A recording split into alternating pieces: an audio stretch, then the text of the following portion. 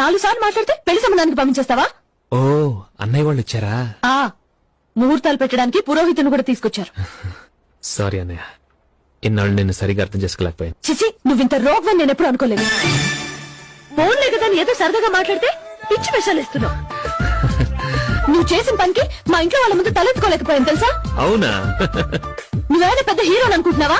ఓ no. ఇంత పళ్ళేసుకుని ఈ నవ్వగానే అమ్మాయిలందరూ పరిగెత్తుకొచ్చేస్తారనుకుంటున్నావా? అది షట్ అప్. వైజాగ్ లో పిచ్చోళ్ళు హాస్పిటల్లోనే ఉంటారనుకునేదాన్ని, కానీ నిన్ను చూసాకే తెలిసింది రోడ్డు మీద కూడా తిరుగుతున్నారు. థ్యాంక్స్. చూడు, ఇంకోసారి మా ఇంటికి వచ్చావంటే మర్యాదగా ఉండదు. అంటే లైబ్రరీకి రమ్మంటావా? నీకు అసలు బుద్ధి లేదా? ఉంది, కానీ ఎక్కువగా వాడు. నన్ను అనవసరంగా రెచ్చగొట్టద్దు.